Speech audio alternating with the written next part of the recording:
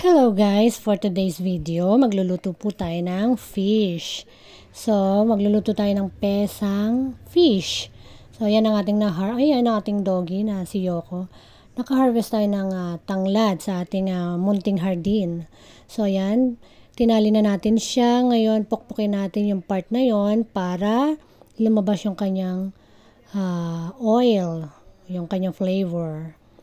So, yan na, lagyan natin siya sa kawali. 'Di ba ang tanglad ay nag-a-add ng lasa, nag-a-add ng nakakapagtanggal pala ng lansa. So yan, lagyan natin ng luya at saka ng sibuyas. Yan. Parang ang lutong ito ay pesa.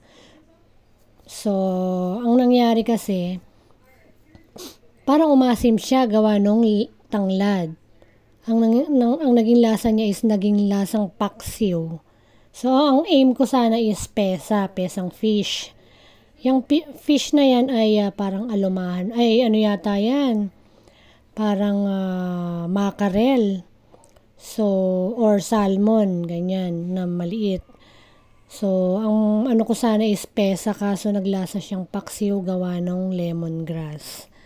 So, pesa na naging paksiw ang ating dish for today. So, yan na ikamada na natin. Lagyan natin ng salt. Syempre, pampalasa. Tapos natin lagyan ng salt. Lagyan natin ng mga 2 cups of water. Yan, para sa kanyang pinakasabaw. So, hindi naman natin kailangan ng maraming sabaw. Parang just enough lang na maluto ang ating fish. So, iluluto na natin yan. Salang na natin for 5 minutes. Okay, lagyan din natin ng paminta, syempre. Buo na lang ang ilagay natin. So, ang sarap ng kinalabasan nito kasi nga nakakreate ng bagong dish out of something. Yan, ayan na, kumukulo na. Naka 5 minutes na po yan. After 5 minutes, yun, lumabas na yung mata ng ating fish. After 5 minutes, ilalagay na natin yung ating stock ng pechay. Kasi nga, pesa, di ba? So, may pechay. O, yan, unahin natin yung ating stock.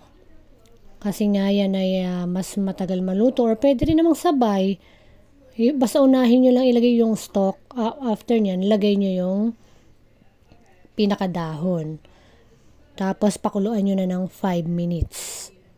Another 5 minutes. So, ang cooking time is 10 minutes.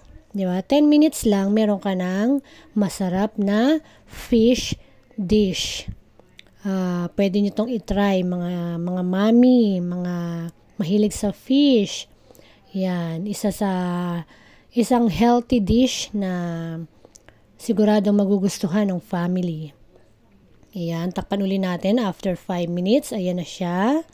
So, luto na. Pwede na natin yang kainin. So, medyo lang natin yung sabaw, medyo ganyan lang natin. I-pour natin on top. Yan, kasi hindi nga natin dinamihan yung ating sabaw. Kaya, pwede natin ganyanin para mapunta sa ibabaw. Yan, i-pour natin over. So, para maano lang siya.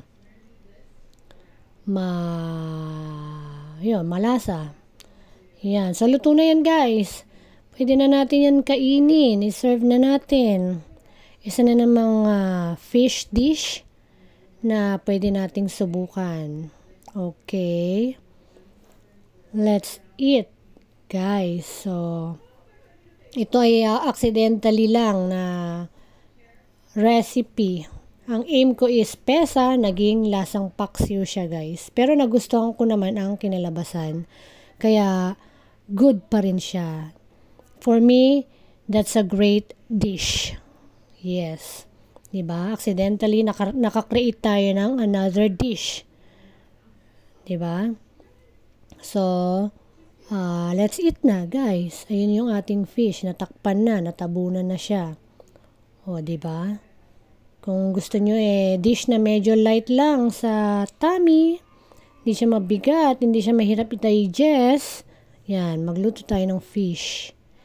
Pesang fish na naging lasang paksiw. So let's try, you should try this one. If you want something like fishy, yan. This is so yummy. I hope you learned something, guys. Thanks for watching. And God bless you all. See you on the next one. Bye.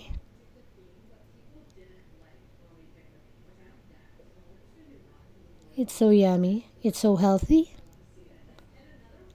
You should try this. Bye.